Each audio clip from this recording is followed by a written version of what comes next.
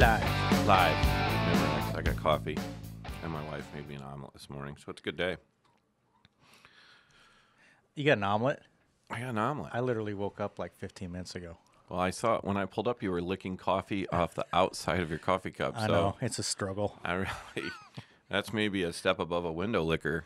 I mean, you got a cup licker. Always got to be a step above. Yeah. All right. Hey, live like Memorex. See if I can reach this thing and prop my phone up. You told me I don't have to stay on here. I can roam around. You can look right up there. I can look right up there. Yeah, but I won't lose the feed. That's what I was worried about. Yeah, so. no, you won't. First and foremost, how are you, Mike? All right. How about you? Happy Veterans Day, man. Thanks. Appreciate it. It's good to have a day for veterans. Hopefully, if anybody knows me, I don't like. It's cool and it's awesome and you deserve it, but it'd be a lot better if we just appreciated our veterans every day. But yeah, I mean, we work on that. Team RWB. There you go, Team RWB. And happy Veterans Day to you, silent partner in the corner. So with a fancy Bobby Brown headset on, I like it. I like it. Can't wait to see him start dancing. Just a PSA for everybody. Veterans Day does not equal Memorial Day. No, so don't get that confused. I understand. I don't want to be that guy, but I'm just putting it out there. Hey, I'm one of those people that I like the Facebook post that said, hey, for all you guys that need to know, this is how you separate those two things. So, Mike, you're still alive. Happy Veterans Day. I am, thank you. Yeah. Shane's over there. He's alive. He's low on coffee, but all right. I think I made a post last night or something. Literally, you and I have this conversation. Usually we're walking out of here and somebody else is walking in when we leave the studio. But, you know, it's always like, hey, what are we going to talk about next time? And it's like, well, we'll just kind of go with the roll because something always happens. Something always happens between the time we record one and another. Yeah, I was talking about this with CJ, our friend CJ, on Tuesday. Yeah. We had some coffee.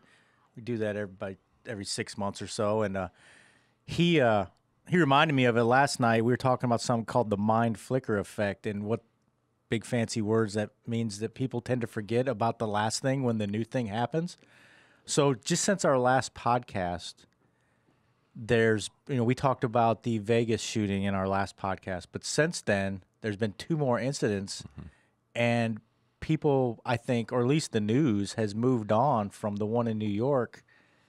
I mean, it was in the news for like a day, and then I get your feeling. It was in there quite a bit, but you're right. It's gone. So move on to the next one. Yeah. And so, you know, even remembering the days following, it was hardcore news for several days in a row. Then they're like, hey, you went and, he rented this truck a couple times. He did dry runs. And you had the guy that said, oh, my God, I just realized that I took a picture of my car and there's that rental truck in the background. Sure, you watch the news way more than I do. But yeah, because I sleep 4 hours a day. I mean, who doesn't stay up and watch the news till 4 in the morning? I don't because they irritate me. Yeah, it does.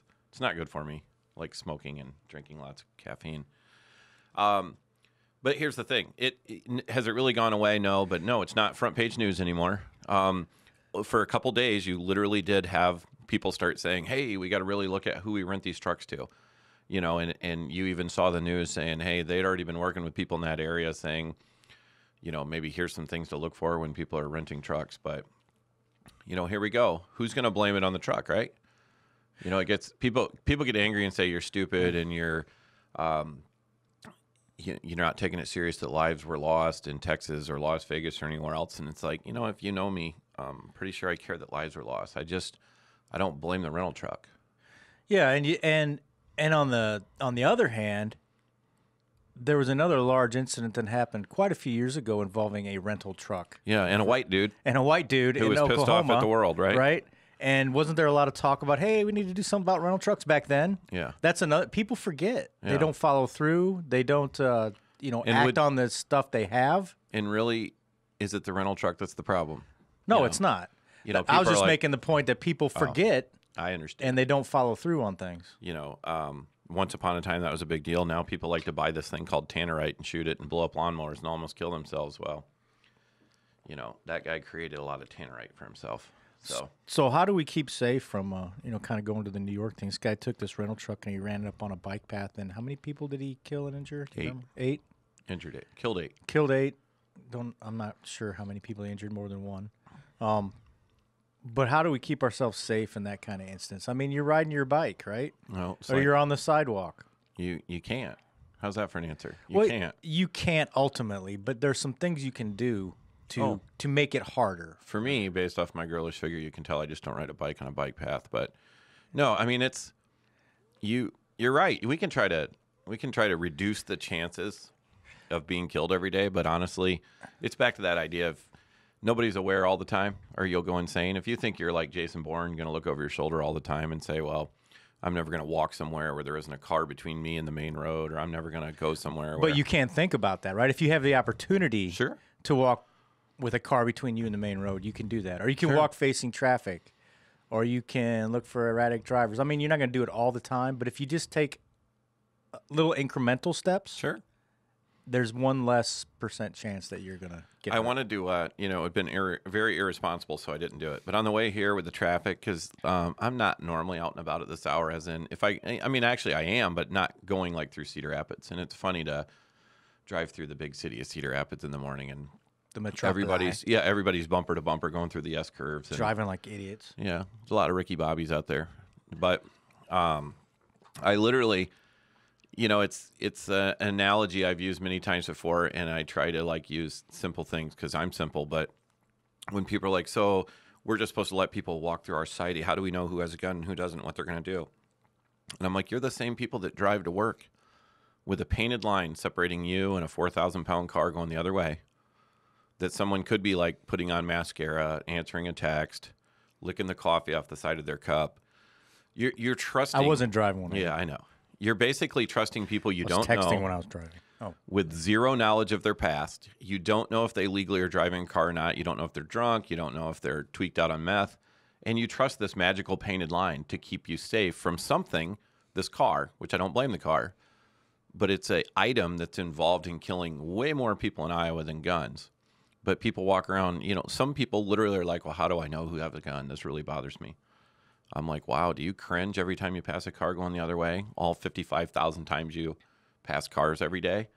And, sooner or later you have to basically trust people. And when everybody says, "No, I don't do that," we all trust people and generalize when we're driving down the road. You don't literally stare at every car going the other direction saying, "God, are they going to run into me? God, is that one going to run into me?" I mean, in a bigger sense, our whole society, the entire human plane of existence is built on trust. Sure. I mean, look at money. Yeah. I mean, I don't even actually see money anymore. I'm just assuming that somebody's going to take my word that I have money, and I give them a card, and this magical stuff happens, and they give me coffee. There you go. Right? And it's all trust. Nobody actually sees any money. Or back to the olden days, the gold or whatever else Sure. that's backing it, which doesn't even back it anymore. Did I show you the money, Shane? Showed you the money. Yeah. But you're trusting your government has like a piece of gold sitting in Fort Knox Yeah. telling you it's worth anything. Well, they don't even do that anymore, but they Silver used to, note. right? Yeah, they used to. Yeah, You mean but- when we weren't in debt? Yeah, right, exactly. But, that whole money's built on trust, the fact that, we each have our own front yards and nobody's going to come into it without permission, more or less, is, all that's built on trust. And, They come into your yard. well, yeah, that's why I have cameras. But, you know what I'm saying, though. I get it. As somebody way smarter than us will chime in. There's a word for that. There's an analogy for that. It's like when you're a grown up, you have to have this much trust in other people. Somebody will come up with that. You should know. You're super smart. Well, I mean, we talked about last time social contract. Mm-hmm. It's kind of the concept that, I guess I learned it somewhere, but people helping other people for mutual benefit. Sure. And that kind of started back when the cavemen decided that they couldn't just stay in their cave the whole time. Mm-hmm. And People violate They needed that. to trade sticks with another caveman. Some people violate that social contract and stab you in the face when you're standing in line at Walgreens. And that's why we train, There you go. right? So what some people don't like is the factual answer. So I don't know. Hey, look, I brought my reading glasses because I'm old. What? I like it. Yeah. Hey, it's a slippery slope, dude. Reading glasses to trifocals is a slippery Yeah. slope. I'm here to tell you. Try shooting rifles with trifocals, right? I just did it last Saturday. It can be done. It can be done. So, people don't like in the Iowa City Press Citizen, there was an article of some sort. It was after Vegas, and this lady was like, what can we do to be safer? I'm like, well, for one thing, what can you do to save lives? Why don't you get some medical training and carry some medical gear with you? I said, wear an ankle band that has a tourniquet, gauze, chest seal in there, whatever you decide is going to be most probable for yourself. But I mean, she went off about that. And it's just interesting when based off real facts, I'm literally trying to give them an option. When you say, how can we save lives? Then learn how to save life. How can I stop a Ryder truck from driving over people? I really can't. But what I could try to do is help people after it happened. So, like, do tourniquets save lives? Does the ability to stop massive bleeding save lives? Yes. So when you ask me, how can we save lives? There's my answer. There's something that absolutely can be done. What's the requirement? If you want to call it scientific, what is it? Observable, measurable, repeatable kind of thing? Right. So how many times do we have to see that tourniquets save a life? That Pennsylvania trooper, right? Twice this week. Yeah. So the Pennsylvania trooper who, and there was even another article this morning, who I believe, by the way, is it the same guy? He was shot by a 15-year-old boy, Yeah. right? Yeah. So 50-year-old boys can't buy guns. So the other article again this morning was making it very clear. It's like the decision for him to have his tourniquet on his body, not have a tourniquet on his body, most likely saved his life. Because he dove over that. I read that article as well. Rolled over the railing, down in the ditch or whatever He when shot it happened. 3 times. Yeah. Yeah. So apparently the one in the leg was obviously pretty bad because they're, again, they're just reporting that they do believe he would have died if he wouldn't have put that on himself. The other article I saw, I don't know if you saw, I posted it kind of as a promotion for our class is We're going to promote ourselves? yeah, Because we're failing. So at a that. guy out of first group, No, I don't know because I'm not a military well, guy. but as in what I'm talking about, right? I know that you it's- understand the concept of Mike first says person, these first people are group. cool, so I pay Yeah. attention. So anyway, this guy's driving to work, Mm-hmm. and there's a car accident, and he's credited with saving this lady's life using a tourniquet. And the article said using his military training, he saved her life. Mm-hmm. It's military training only in the fact that people in the military get it, Yeah. Mm-hmm. but also so does anybody else can get this training as well. Is that like military exercising? Yeah. Using his military Yeah, exercising. exactly. But the point I just made was like you can learn how to do this yourself. So Sure. that's 2 articles in a week that I've seen. And that's just the things you see. Yeah. I have zero doubts that there was another tourniquet used somewhere in the country yesterday. But it's not always the cool news people want to. Remember when you and I said, what are we going to talk about? I'm like, dude, you know us. We're not going to run out of things to we've talk already about. We've already gone off. We went tangent. from licking coffee cups all the way down to trusting the magical force field put up by the yellow line in between us and the other cars going the other way. All right. So, do you want me to remind you of our topics? Well, yeah. I mean, we're going to talk Should I about just New start York. off- Are we done? Are we done talking about New York? Well, here's the thing about New York is, that going by the news, right? The news. What do we know about the guy? What do we, he was here on what, a visa? Yes. Yeah, I think so. Sure. So he had been here how many years already? Do you know, Mr. It's Smart Guy? about in the 8 corner? years, I think. And it's Yeah. So, it's back to like the Las Vegas thing. The more and more, as little as people know, hey, we know very little about this guy. Well, we know he's he's dead and he killed a bunch of people. We know that part.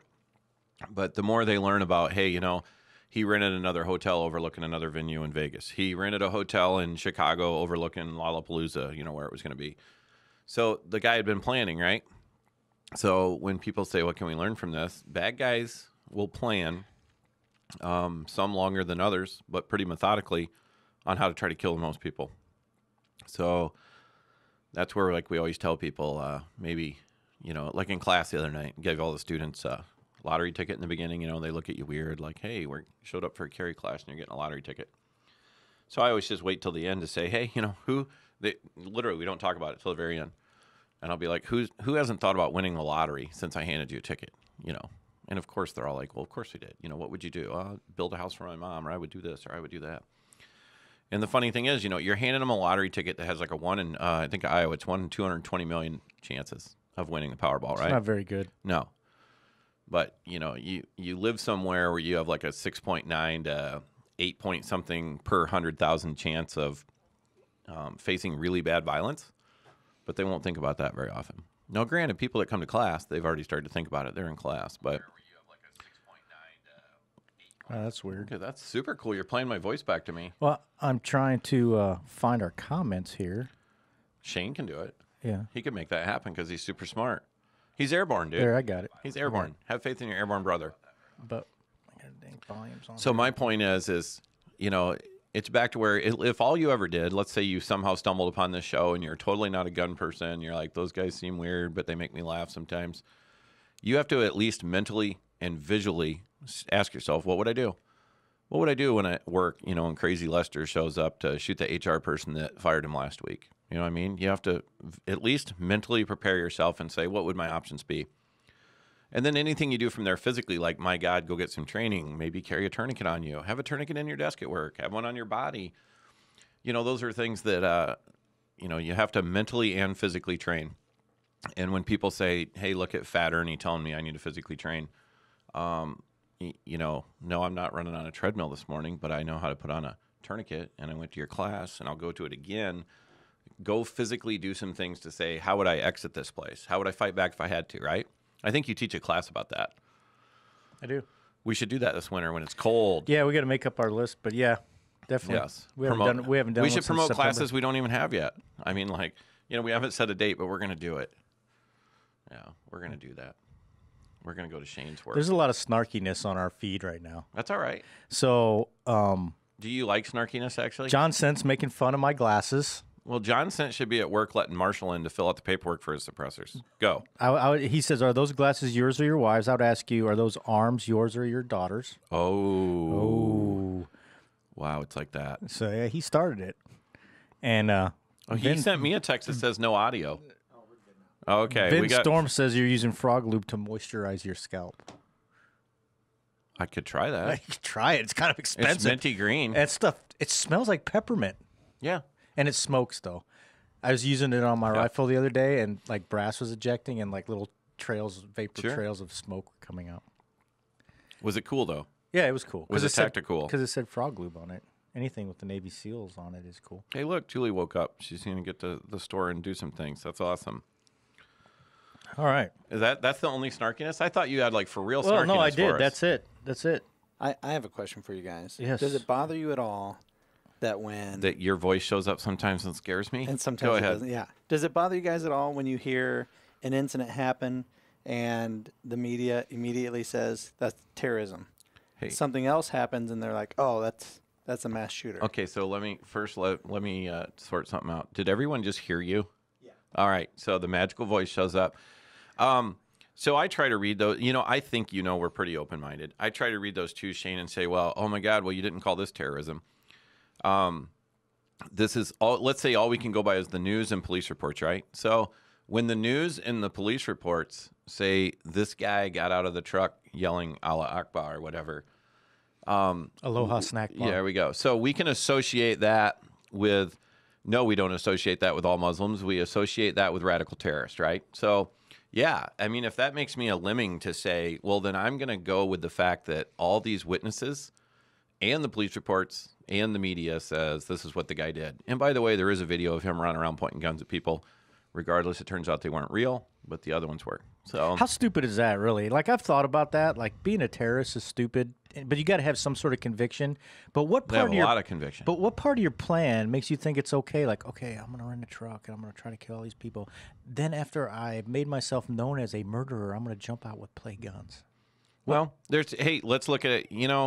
It's funny. I was thinking about that on the way here. Is when people don't like it when you say things like, if you want to try to figure out how to fight that dude, then you have to think like that dude. And then people say, well, I don't want to be like him. I didn't say be like him. Think like him. That's the difference, right?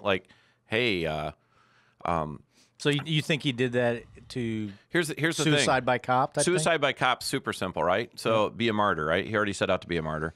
The other thing is, what if he thinks, what if he's so smart he can say, hey, isn't it going to be interesting that they're going to shoot me and kill me and I didn't have a real gun, and then that'll become a thing? Why did the cops kill him when all he had was an airsoft gun or all he had was this? Who knows? And that's where you have to try to think like them. But he's the total example that I like to tell people who want to say we need gun control and this and that. And I don't know. You guys can tell me if I'm stupid, but I'm so simple. I like to say things like this. If there's a guy walking towards you with a suicide vest on and you can't get away from where you're at, you're in an alley, right? You're in an alley. It's 100 yards long. There's no escaping it unless you're Spider-Man and going up the side of the building. And here's a person walking at you with a suicide vest on. How are you going to stop him? That's what I want to know about the laws they want to pass. How are you going to stop that guy? You're going to hold up the code that says, hey, that is explosive, sir. against the law. Hey, by the way, assault against the law. Hey, stay away from me. At what point is there words on paper that doesn't stop violent actions? And I mean, we see it all the time, right? It's called like a no contact order. How many people have you seen, let alone a lot of guys beat women who didn't have a no contact order? They show back up later and beat them again after they have a no contact order. So now, do I believe in no contact orders? Absolutely, because it is a legal step and a way to document who the bad guy is. So if someday you have to shoot him in the face, you've proven that you've had a problem with this guy in the past, right? Just like I tell people, every time he texts you, get him arrested. Every time he violates the no contact order, get him arrested. It's not that I actually think all those things are going to stop the bad guy.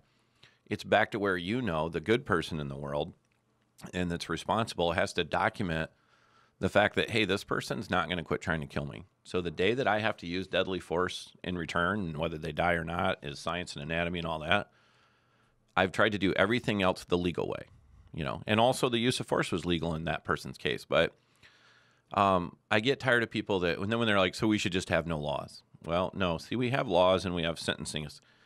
Sentences, like, do you guys know what those are? Like, hey, Shane, if you kill somebody, you're going to get like a minimum 25 years, right? So they sentence the person. They don't sentence the gun. If you literally sat and pointed your fingers at the courtroom, that's what I'd like to see. And when people say I'm stupid, what, you want to sit there and yell at the gun? Should you have the gun sit in the chair and have everybody cross-examine it? How stupid does that sound? Well, that's also how stupid it is that you think the gun actually caused the crime. So, and then I can understand when people say, well, then so everybody should just be able to have a nuclear weapon. No, they shouldn't. But it's, even on the Facebook feed, or I shouldn't say the Facebook, TVO last night, there's a guy, Eric Bell. Eric Bell wants to be known because he jumps on my thing and talks all the time. So we name people. Every time he gets on there, he goes off about, there's absolutely no reason to have these guns. Nobody hunts with them. And then he's like, I'll amend my statement. Some people hunt with them, and nobody needs more than a 10-round magazine. Nobody needs this. But I always like it when they start out by saying, I'm a supporter of the Second Amendment, but this, right? So. And I do like other people that have logical comments for him, like, hey, you're like posting on the interwebs, on Facebook, on your smartphone, something the founding fathers would have never imagined, so get off here and quit talking. So if you want to pretend like we're not supposed to have something more than muskets, then get off your smartphone.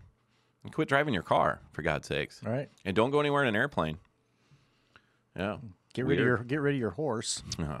Well, they had horses back then. Well, horse or horses? What do you say? I don't know what I said. Okay. I don't know. Sound like you said horse. It is. Mm-hmm. So are we going to actually talk about, what, long story short, I'm going to say, what can we do about New York? I'm going to say you can learn to help people that already got hurt. There's one way to save lives. When people say, well, that didn't stop it from happening.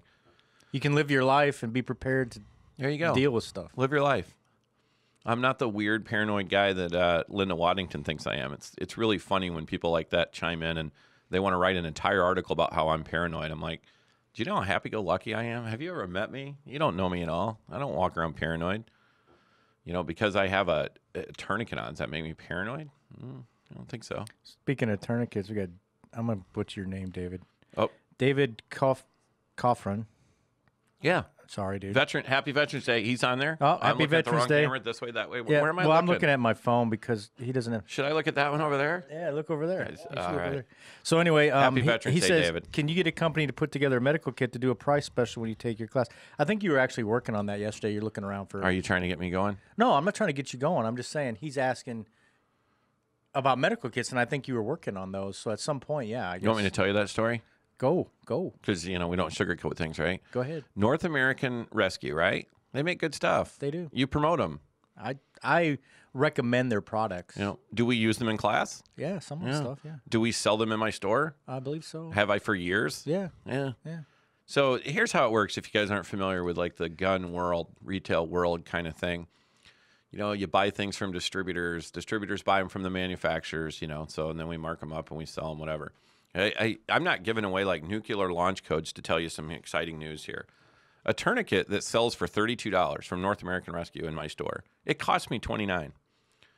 So there's somebody out there going, oh my God, you get to make $4. There's a whole bunch of other people that maybe run businesses that say, how do you even do that? That's stupid. That's a pretty small margin. That's stupid. Yeah. And then you swipe your credit card and I lose 2% and where. So here's my story for North American Rescue. Maybe they'll see this someday and care. My friend Tom at Crossroads Shooting Sports, is he hosting you for medical class? He is. He is. And he said, hey, I should have these kits for people because, unlike Cedarville Outfitters that never had kits ready for every single person, business fail, right? It's okay. So my head's going up and yeah, down. I know. And in the past, we have had it. We had the kits for everybody, and hey, maybe 1 out of 3 people Things buy 'em. evolve. Things evolve. So I've learned to use better creamer in my coffee. Things evolved. Yeah.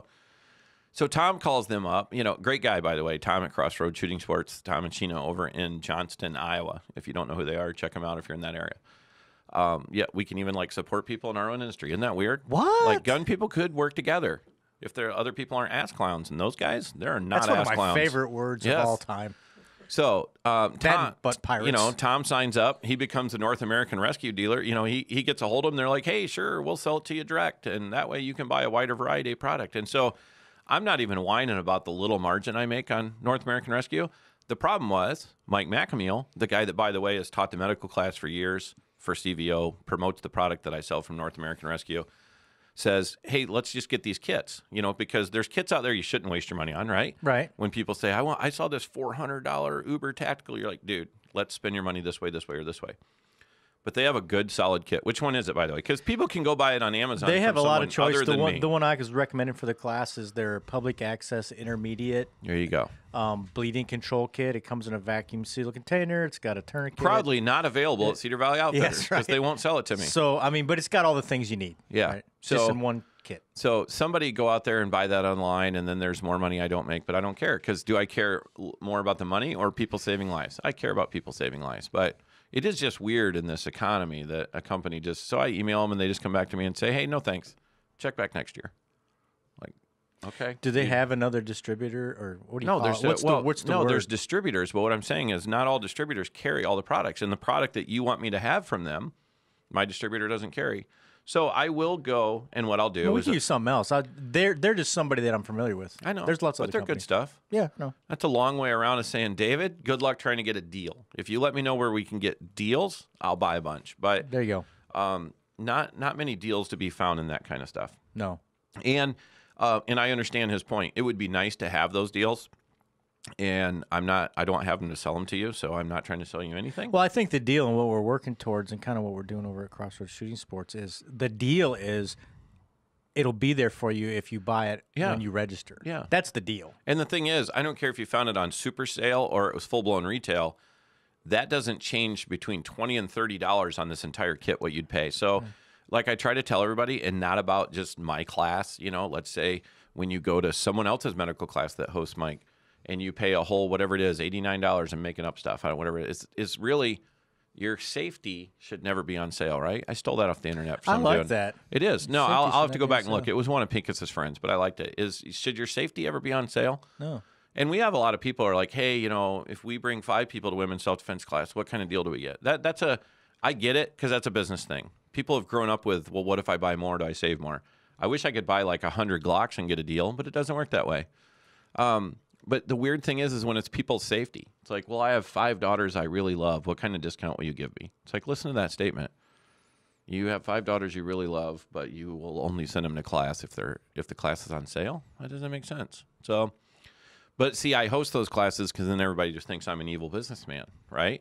Making mad cash. With fancy hats. Did you and see my mustaches. 2003 Suburban out there? You were intimidated, did. weren't you? Yeah. I was like, he's driving the good truck. Yeah. So anyway, yeah, super rich. I'm rich, just not in monetary ways. Did we get off track there, Shane? Yeah, we did. A little? Yeah, a little. Can they hear you yet? Yeah. So ask me your question. Here we go. Voice in the corner. Every time something happens. Does it frustrate you at all when the media, they decide whether it's terrorism or whether it's a mass shooter? Like mass shooting gets people revved up against guns. Sure. This is a terrorist thing, and now people are anti.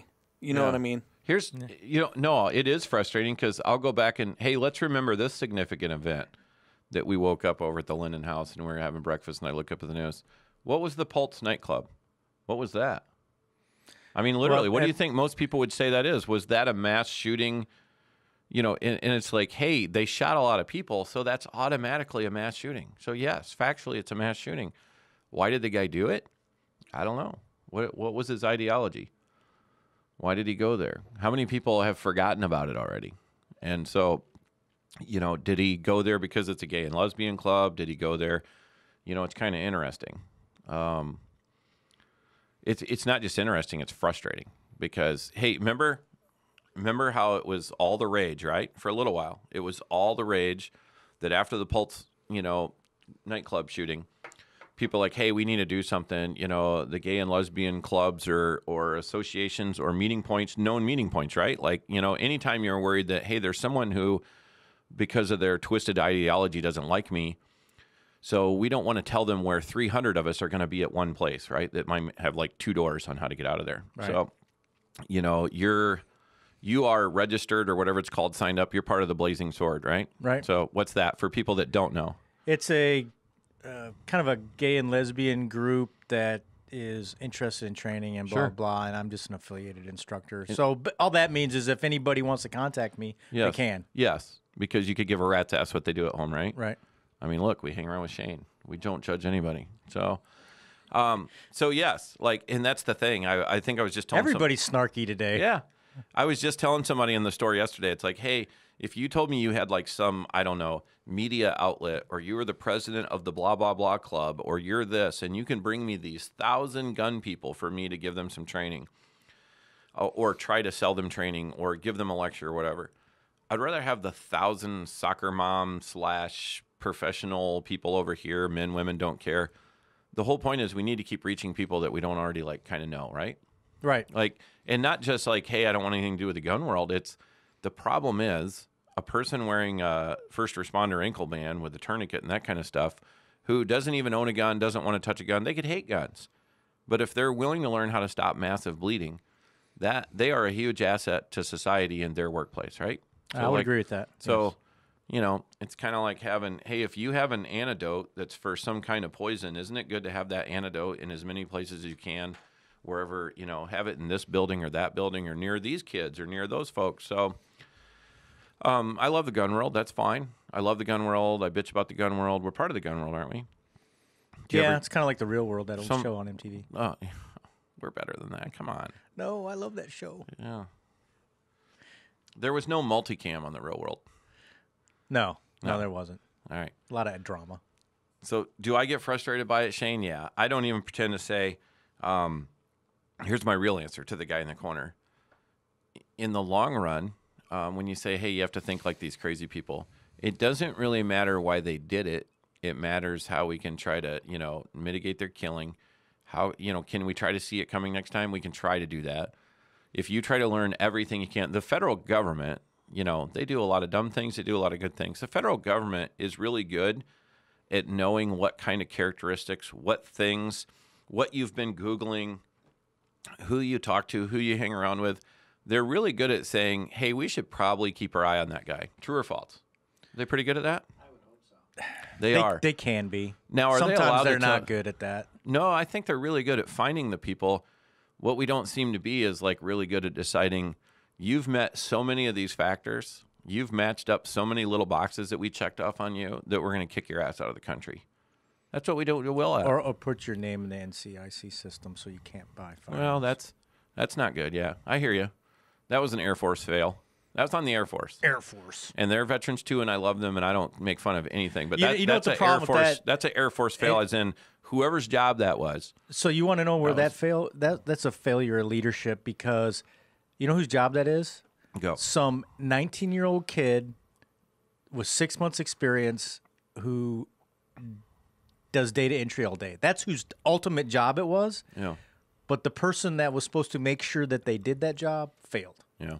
And that's on the leadership. Yep. Wonder who that person is. Like, I don't need to know who it is. What I'm saying is, I wonder what kind of demons they're wrestling right now. Yeah, somebody knows. Yep. Do I think that would have stopped this guy from hurting people? No, I don't think it'd stop him from hurting people. But, you know, are people going to go back and say, well, he would have never got that gun at Academy Sports that he used? I understand it's that simple to some people, and I understand that some people would just want to say that's the answer. Well, there's the problem. The problem is the dude was crazy, you know. And Well, yeah, and ultimately, I don't agree with that was a big error by the Air Force. huge. However, this guy was obviously a wacko, and he probably would have got some firearms illegally if he couldn't get them legally. Yeah, he already did a bunch of illegal stuff. But You know, he already had hurt his own child and wife before that, right? He Right. didn't need a gun to do that. So. And he escaped from a mental institution. Yeah, with threatening his leadership. I made some comment about, you know, obviously the guy's crazy, and then literally, I think it's even on CVO's page. Somebody's like, you know, you're quick to just call this mental illness, and you're trying to give this guy a pass or whatever. I heard it was on the Gazette, and I'm like, did you read the part where he escaped? He was the in a mental hospital. Okay. It's literally mental illness. It didn't say he escaped from work, so he escaped there as the patient. So, and you know, there's people out there way smarter than I am about mental illness, but you know what I'm saying is their moral compass is so broken that they would show up. You know, and did he go there because his mother-in-law and grandmother-in-law were there? Is that the thing? Is that why he picked that church? You know, that's just somewhat what you read. I mean, factually, that is where they went to church. So you're starting to hear that he had problems with them, right? You know, it just starts so familiar. It's like I even made I made a comment online about if you ever watch Netflix Mindhunters, you know, go watch that. It's entertaining because I binge watch it. But the concept of, hey, when the FBI trying to figure out what crazy people, you know, how do we spot them early, right? And it is just interesting when you read things like, well, here's these people that, you know, they had an issue with their parents, and then the first thing they started doing was hurting animals, and then they moved on to this and this and this. And it's just a show, I get it, but it is basically also based off real killers. And then you just look at this kid. He's like, well, you know, he hurt his dog. He hurt his own wife and kid, and he hurt a dog when he was younger. And, you know, you just start looking at the fact that what drives me nuts, it does drive me nuts, is how immediately you already had the people that came out and say, well, I unfriended him on Facebook because he got really weird and I got uncomfortable with the things he was saying. And then you have a girl that said, well, you know, we dated or he wanted to date and I quit talking to him because he acted like this, this, and this. It's not on them. It's not their fault for what this guy did. But it's always amazing how many people immediately show up and somewhat get in the limelight and say, well, yeah, I knew this guy was weird. Well, did you ever tell anybody? Did you ever tell anybody? I don't know. You know, when you saw him, how about people close to him that should know? Everybody thinks they know gun laws because they think we need more. They think they know gun laws. How about anybody close to him that knew he had been convicted of domestic abuse ×2, that knew he shouldn't have a gun? Right? Yeah, now that is a good point. When he's posting the pictures on People Facebook. that knew him should have known that he Sure. shouldn't be having that stuff. Yeah. Isn't that the theme? Everybody can hear me. Yeah. Isn't that the theme of what's happening in entertainment right now? All these Right. people coming out saying, Thank you for using an analogy that other people will pay more attention yeah, to. all You're these right. all these people are being accused of sexual misconduct, and a lot of other famous people are saying, well, we've known this for years. And nobody said anything. Well, aren't you just as guilty Yep. for having known it for years and never have come Yeah. forward? If not guilty, you're at least complicit in Yeah. the Exactly. problem. Sure.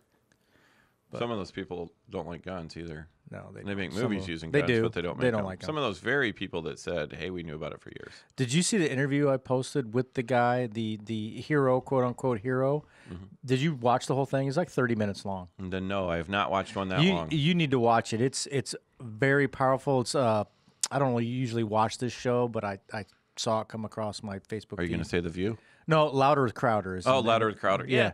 He's But he didn't do a lot of talking. He let Yeah. the gentleman talk. That's what made it and, was good, And it right? was, yeah, but it's a very powerful interview. Just what happened from the horse's mouth in this whole deal. Mm-hmm. He was actually sitting in his bedroom, and his daughter came running in saying, there's gunfire, and he said, no, that's somebody tapping on the window. And he goes into his kitchen. He goes, oh, that's gunfire.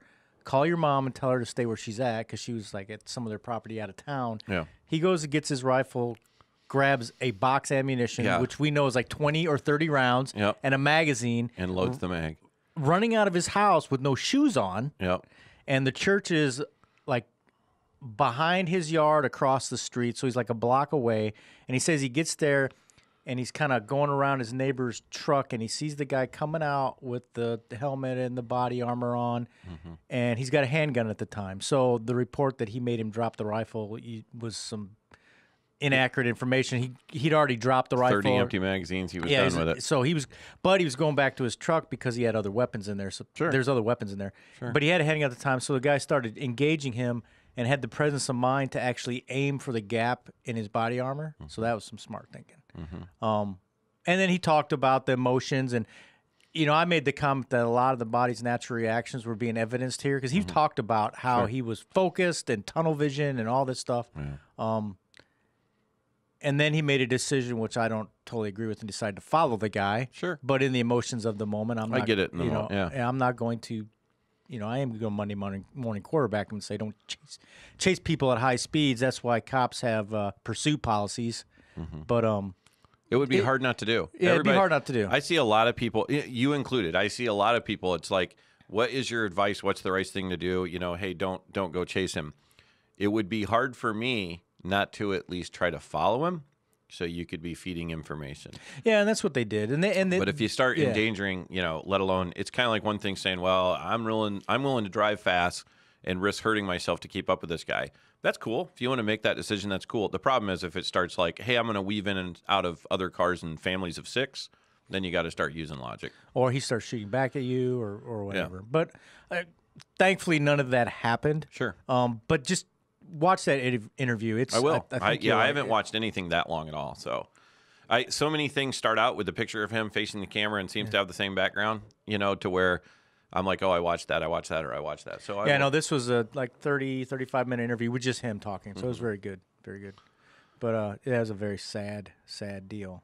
Very, yeah. Again, when you say you have to think like the bad guy. Well, I can't imagine going inside of a church and slaughtering people and walking around making sure that everybody was dead by shooting the little kids or people that were screaming. What they were saying, he shot people 3 to 5 times or whatever. Yeah. And when people focus on the gun or the capability of the gun, or oh my God, he had this much ammo or that much ammo. When I say that doesn't impress me, don't throat punch me. Listen to what I'm saying. That isn't what's amazing. What's amazing is the mentality of a person so evil that they'll stand over wounded children and shoot them some more. That's what people need to wrap their mind around. Babies, man. Absolutely. 18 months old. So people need to wrap their mind around that. And when people are like, oh, you just don't want to make it about guns. Because the gun he had was nothing special and nothing different. What he had, if you want to call it special, is the psychotic mentality, whatever he was, that he could sit there and watch wounded children squirming around, screaming, yelling, crying, and shoot them some more. And until you realize that kind of evil walks the earth among you in a little town in Texas, then you haven't wrapped your mind around the fact that, hey, I might have to do violence someday to stop that guy. And that's not being paranoid. That's not being paranoid. It's accepting. When people say, oh, you're just accepting it, I'm accepting it as in it happened. It's history now. It's a fact. So I accepted that it happened. What can I do to stop it next time? And the answer has nothing to do with your or my rifle. As far as like when people say, well, you weren't there to help, the next door neighbor, I don't know. They said he had an AR, whatever. You can talk about all that. I don't care. He had a gun, right? Neighbor had a gun. And if people say what kind of, he had a gun that he apparently could shoot accurate enough that he hit the guy from whatever distance it was. So he said, and this is another thing that it's about 20 yards, he said. Yeah. With the rifle. Closer than people think. Yeah. So, when people say, well, he could have done that with any gun. I don't care what gun he had. I'm glad he got the job done. It's simply, sitting here saying that you being able to own a Maserati or, Shane shouldn't have a turbocharged 4-wheel drive Audi or what because of what this or that. Trying to say the performance of that particular gun has anything to do with the problem of the person's brain. I mean, there's a disconnect there for me. So when people say, well, yeah, he was allowed to kill more people because he had this, and this. What allowed him to kill more people was having zero moral compass for it to bother him to walk among people slaughtering them. In a church. And innocent people. I'm not talking about like evil people. So, I know people that can go do a lot of harm to a lot of people. And when I say they deserve it, there's heroic stories of people in the military that had to kill the shit out of a lot of people, right? Right. But that was the moment. That was the right thing to do, let alone they were in the middle of a firefight. It was the right thing to do. Your country sent you here. You were protecting the world from these people. That's way different than walking through a church slaughtering innocent people. A lot of people like to compare those two things, right? Because we create baby killers. Isn't that what some people say about the military and all that? Some people do. Yeah. But, that's a whole different demon, a guy that would walk into a church. Just like the guy, when you say what's the mentality look at the difference between that and the Vegas guy. So was the Vegas guy, if you want to use the word smarter, from the fact that he planned it, obviously, right? do I think this kid had been planning for 2 years and rented hotels and, overlooked the church and all that? I'm not being ridiculous. I'm saying the guy in Vegas, that's serious planning. And did he do the elevated position knowing that there's no way to get him, right? There's no way to get him from the front. Let's say no frontal attack on that guy. Somebody's going to have to kick in the door and shoot him from behind, right? If the cops are coming into the Vegas room. So that's why I had the camera set up. sure, and it's one of those things to where if somebody's willing to go to that length of planning, that's the part that should be really making people scared. And when I say scared, to realize the capability of some people, not the fact he bought a bunch of guns legally. Just like when people say, I can't believe that same guy on my Facebook page last night, well, it's easier to buy a gun than a car, blah, blah, blah. Why should it be hard to buy a gun if you're a law-abiding citizen? That I never figure out, especially for somebody that says they're pro-Second Amendment. Is it supposed to be hard to buy a gun if you can legally own a gun? And just to kind of argue his point a little bit, the reason buying a car is so difficult is financing, not actually the process of buying a car. Yeah. Like if you could pay cash for it, it's actually pretty easy. I have showed up. And responded No to an background ad check for cars. and bought a car like in 5 minutes for. Yeah. So I actually have bought a car faster than somebody has bought a gun. So, Yep. But again, am I off in my tangent hole? Rabbit hole? Yeah. Shane? A little bit. Yeah. I like it. That's the thing. You got to visualize. That's the thing that people aren't ready to do is, will you go the distance mentally? And people can say, hey, Fat Ernie, don't lecture me about being able to take the fight to the bad guy. The first thing you got to be able to do is mentally tell yourself, what would I do, right? What would I do it over? If somebody was going to harm your family, your wife, your kids, what distance are you willing to go for that mentally? And then you need to take a look at if you have the capability to do that or how you would do that. But to answer your question, do I care if it's terrorism or a mass shooting? What I care about is it's killing. It's all killing, right? So it's kind of like that's the part I'm worried about. It's the people dying part. I just don't agree with some people on how we how we fix that. How we fix that. What question are you reading? You're fixated on your phone. Well, I'm trying to make sure we don't miss any. Well, you want to questions. know what your other things are you want to talk about? No, I know what they are. I'm just on. No, it's not Planet of the Apes behind Ernie's head. That's TPS Media's logo. That's awesome. Did somebody actually say that? You know who. You know who. Why are people She that will asking- not be named figured out how to find our show again.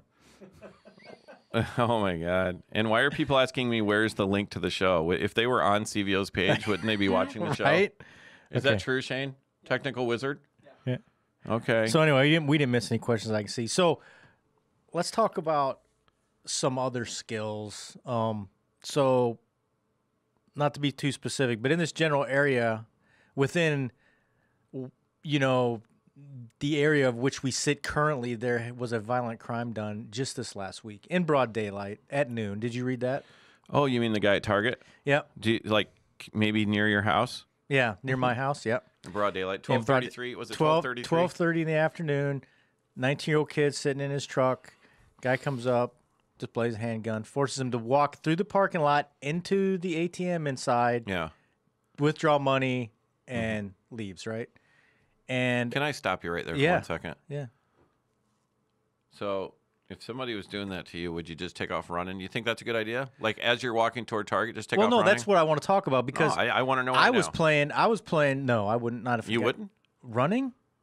Would you take off? You wouldn't take off running as he's walking you across the parking lot? Oh no, I didn't understand the question. Yeah. Yeah, I mean, if you had the chance, sure. Sure. I mean, what's the chances that dude's going to pull out a gun and hit a moving target?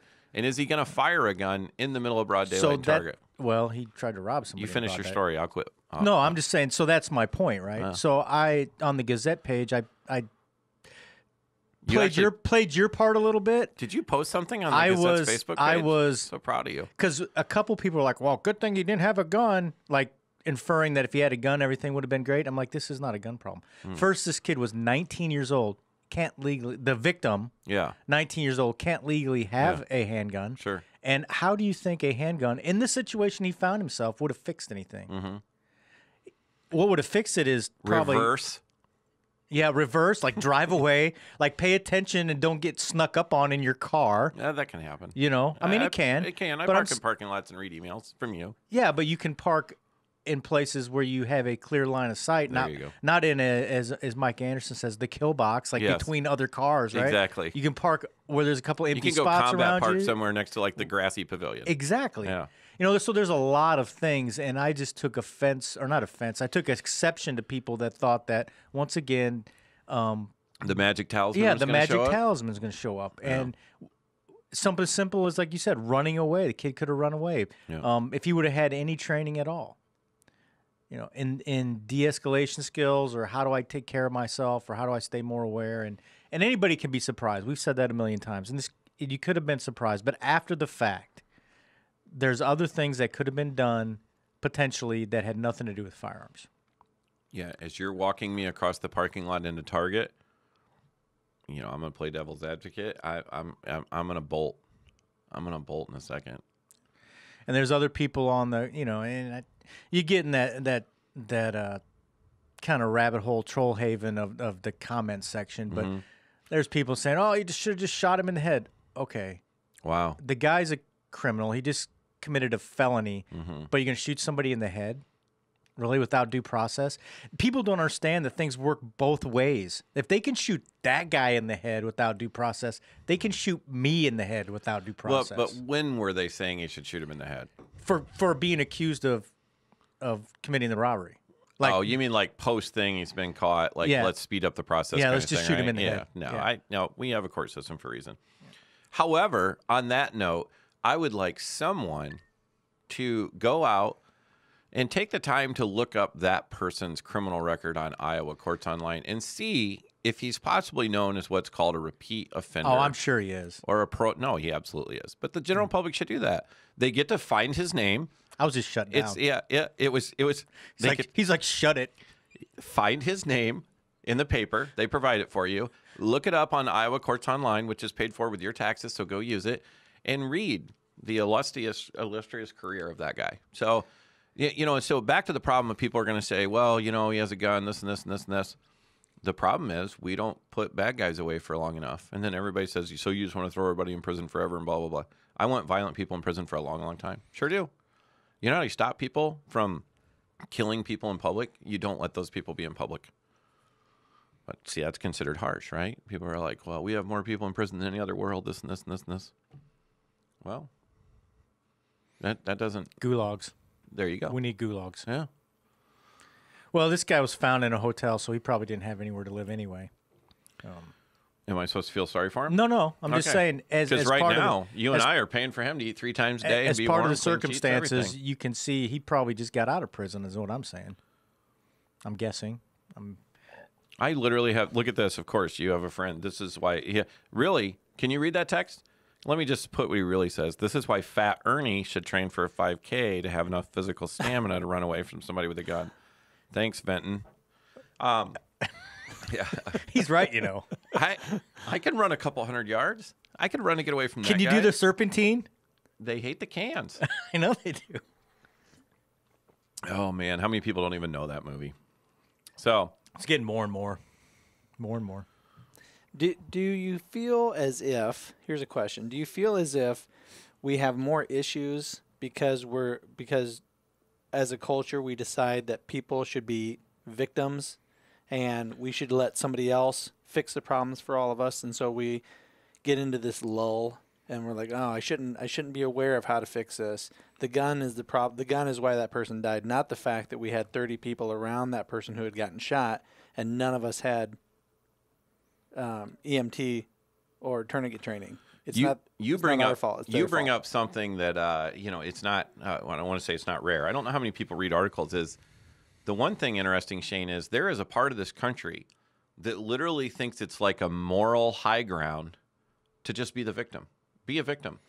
Like fighting back's part of the problem, right? I mean, to them, it's like it's morally superior to be a victim than for you to use some skills you have or a tool you have, and I don't care if it's a bat or a Glock or whatever, to turn around and use justified violence against some guy threatening you and your family.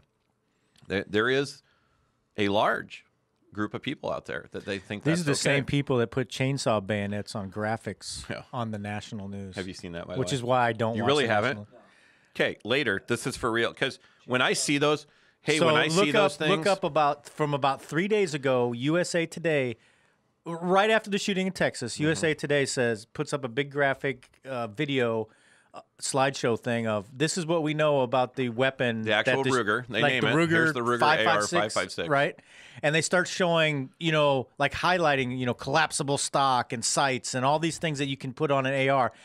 And they literally put, and I'm not making this up, chainsaw, A chainsaw bayonet. that mounts down below it. Chainsaw bayonet. Yep. And they were serious. We're like, this is a joke. This is like The Onion or something. Like, nope, USA Today. Like, who fact checks that stuff? And we're supposed to listen to these people when they tell us we need more gun control, and they don't even know real parts and not real parts of a weapon because they can't even be bothered to do the research. It's terrible. The sad thing that I think about when it comes to the church shooting or any of these shootings is how many people were so terrified and didn't know to mob that person, Right. Sure. and smother it, Yeah. and then Would you and I get killed doing that probably if we jumped him? Yeah, Probably. we might get hurt. Sucks, doesn't it? But look at our end result. And again, yeah, I mean, you're right. How do we get people to understand? I don't care if you had some badass ex-Navy SEAL, Army Ranger, Special Forces dude show up tweaked out on meth with 500 magazines. When he comes through the door, everybody's going to react as an individual first, right, Mike? That's what I Loud say. noises and people getting shot, it's freaking chaotic and it's crazy. But in the following seconds, when people realize, hey, this is going to turn out bad for everyone, then you got to step up and be Todd Beamer. You got to get the food court, you got to rally the troops, and you got to go crash the plane into the ground so it doesn't kill more people. That's the guy that said, "Let's roll." Yep. Correct. So 9/11. Yep. So you gotta do something. It's not. I truly don't think Todd Beamer thought he was going to be okay. I really don't. I don't think he probably envisioned, hey, we're going to knock through the door. Somebody's going to know how to play, and this is all going to work out. And he's not the only guy. You're right. He rallied the troops, but I think his whole goal was, I'm not letting this plane crash into other places. Not going to plow this plane into somebody somewhere filled with more people, kids, whatever. And so they did what they had to do, and they made the plane go down in the middle of a field in Pennsylvania. So same thing. You're right, Shane. Is if 20 of us pile on that dude, if 5 of you pile on that dude, if 3 of you attack that dude, completely disrupts what he's in the middle of doing. So another thing, and we're just talking what ifs, and I don't know the situation. I was not there. I don't even know the layout of the church, right? Yeah. As far as Exodus, wherever. Something that's not been talked about is how did anybody try to leave? Yeah. You think old school little church, and I just say that because I've been.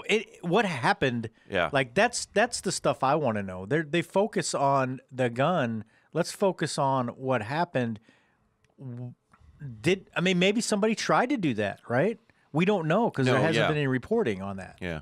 And did people escape? I haven't even heard if anybody. There's a lot of actually churches escaped, like right? that, though. That is like the quintessential little American church that you look Like at. one entrance in the back. One entrance in the back that's twice as small as the one in the front. The front is the front door where you are welcomed, right? You have members of the congregation sit out there and, hey, brother so-and-so, and welcome people in. So is there windows you could dive out of, all those kind of things? But let's go back to the facts, too, of it starts out when we're in a sitting position in those pews that we've all had to sit in during weddings and go, oh, my God, I can't even move, and I'm sweating to death, and my knees are locked to the thing. I mean, it was unfortunately one hell of a kill box. Sure. It's not a good position to be in. But so he had the absolute advantage, let alone there's, of course, the advantage of the surprise attack. It's from behind. Visually, you're unaware. Physically, you're in this crappy position. No one moves quickly down left or right through a pew system, right? If it's so, it was just the perfect. And that's the thing was this kid, and understand what I'm saying, was this kid that lucky it worked out that way? Or did this kid, 26 years old, whatever he was, did he plan on that? I mean, did he know? Remember they said... Oh, I'm sure he planned it. Well, what I'm saying is, yeah, was he smart enough to say, this is absolutely going to be inescapable? So, Well, he went to a church function a few weeks before. yep. I'm pretty sure that was reconnaissance. That's called that's called a dry run, right? Yeah. So, and that's the thing is, like, as you say, and I didn't even know that because when I say I quit reading about it, it's like, well, until we figure out more, we know what went wrong. What went wrong was a crazy dude showed up and killed a bunch of people at a church. And the more people want to focus on the gun, it isn't the issue. But I understand the fact, the Air Force, like you said, lack of leadership somewhere, dropped the ball, didn't report it to the NCICS thing, and now we have this. So Do I blame all those other people for this kid's actions? Absolutely not. I mean, the kid was an ass clown. You beat up your own kid and your own wife. What kind of person does that?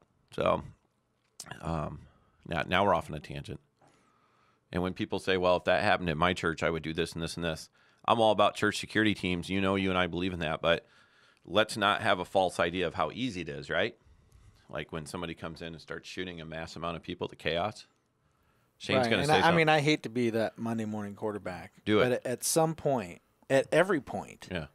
he has his back to half the congregation. Yes. Can't face everybody at once, right? He's walking up and down the aisles. His back is to somebody. Now, maybe to veterans, they would be able to say, yeah, we would be able to overcome that and deal with an issue. And those are those opportunities I talk about during my active shooter response class. Shameless promotion, but magazine changes, when their attention is averted, if they have a malfunction, those are your opportunities what to do happened? something. Yeah, let's remind people because they hear, and again, the Gabby Gifford shooting. I'm not making light of she gets shot. I'm not making light of her campaigning with her husband against guns at all. I want to talk about the factual shooting. How did that stop? Tell everybody that doesn't even know because they don't go read it.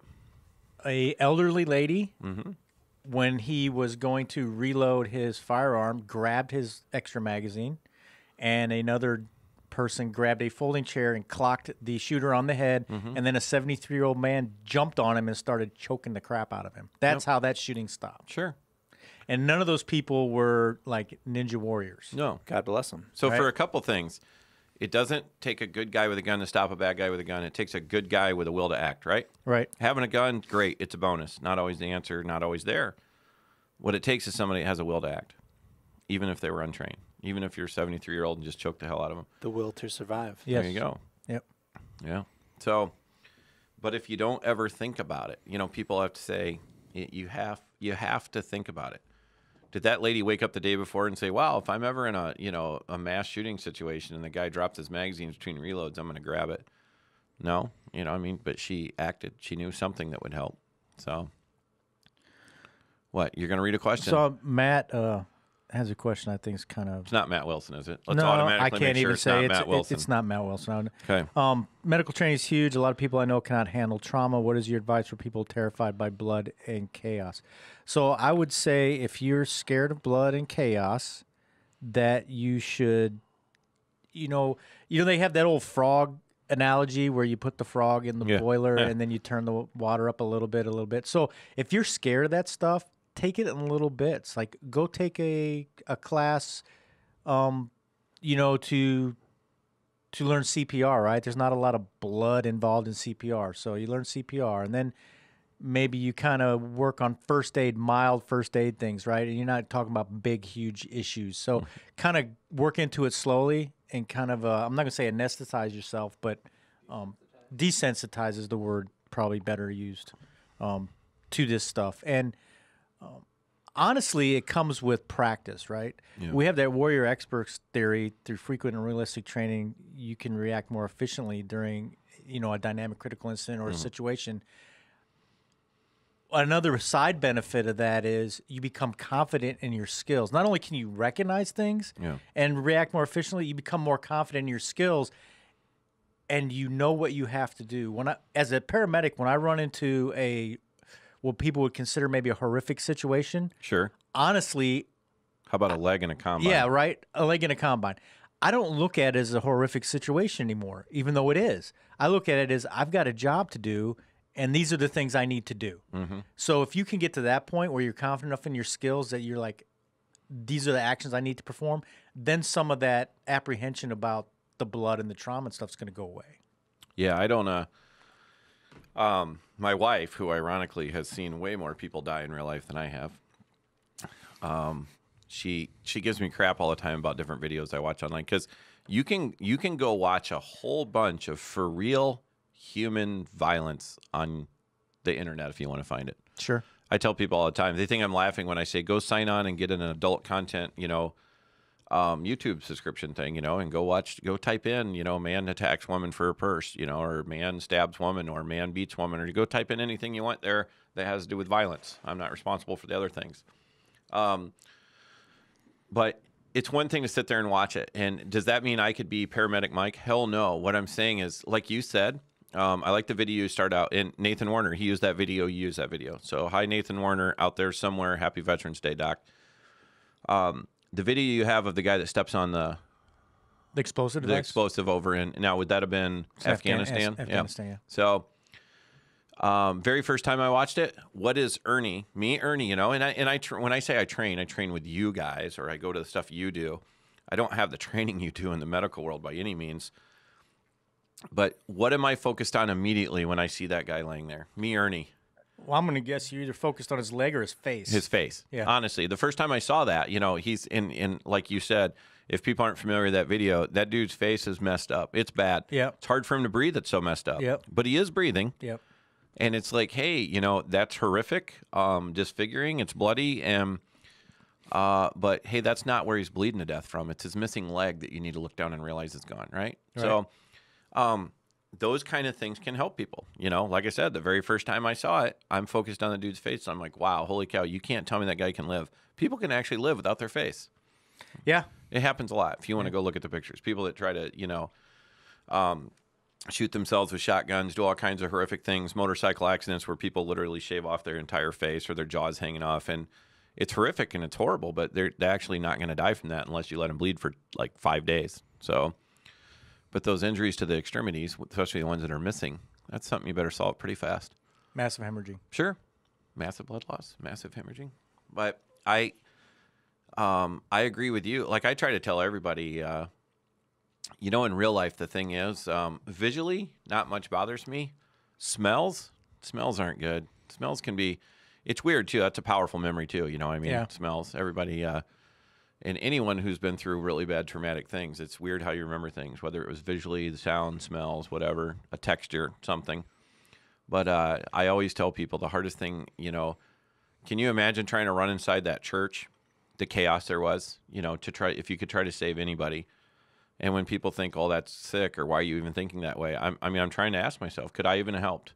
If I was like, you know, at the stop sign when all that happened, and all I heard was 2 cars peel out and take off down the road, right? Chasing the bad guy, you know, good guy chasing the bad guy, so to Right. speak. What's left? Somebody stumbling out of the church, yelling, screaming, oh my God, help us, whatever. How would I be able to do anything? What could I do? Guy like you, I'm not saying you're desensitized to it, but you methodically fix people and you worry about the emotions later. You know, you and I have talked about, you ever been upset about a patient? Yes, I have. Sure. You and I have talked about that a couple times, and I think that, how do you want to say it? That's the human part of you. You can see a whole bunch of bad stuff and try to solve it, but it's going to screw with you sometimes when you didn't win, right? You didn't save them, but I think you've saved a lot more people.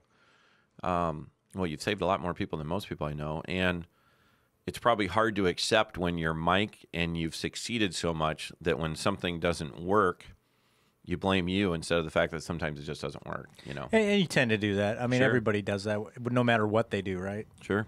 So, Yeah, it's sometimes just crazy shit happens, you know? Have they focused at all on the paramedics who showed up? I haven't heard to anything. Help Nothing. I haven't the heard church? anything about it. Nothing. because Can you- we're talking about how chaotic Yeah. and crazy and the smells and Yeah. children being shot, and I know I haven't seen anything to where And that's an interesting topic in its own. So because I don't know if I've told you guys. I know I've told you, but over 70% of emergency medical services and fire departments in the United States are volunteers. And I would probably guess that I'm correct that at least the first responding agency to that small town was a bunch of volunteers who were probably not prepared for something like that. Well, let me. I mean, as far as here's the other they part. don't do a lot of training on mass casualties. The town was like 360, 390 people population, wasn't it? Yep. 300, less than 400. Yep. 53 people in the church, right? How many of the first responders were actually already in the church? Well, you're How right. Many of the volunteer I mean, firemen. they probably were there. Yeah.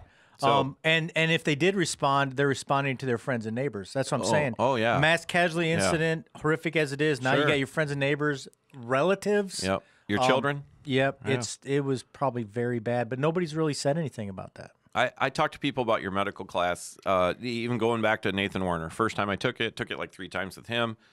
You know, and I remember telling people, it's like, it's a huge confidence builder of back to, it's kind of like shooting.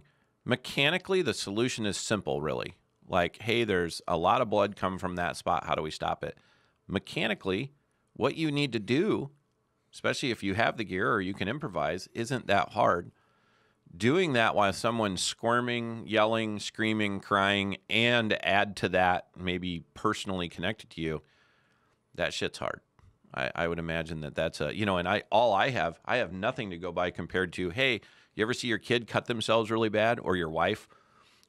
Maybe some people will understand where I'm coming from. Maybe they won't.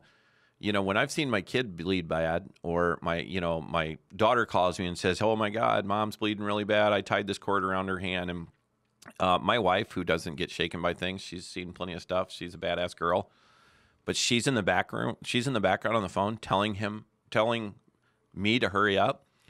You know, that worried me. So I got home. This was years ago. What had they used? The phone charger cord. So my wife had ended up significantly cutting her her hand. So with one of those stupid wax Scentsy burner things, trying to dig wax out of So by the way, since she's learned that you put that in the freezer, here's our PSA announcement. Put those little wax things that you melt to smell good in the freezer so the wax freezes and then it falls out, instead of you stabbing yourself with a knife trying to get it out. So watching my kids be injured or my wife bleed horrifically, you would have thought a family of 6 was murdered in my house.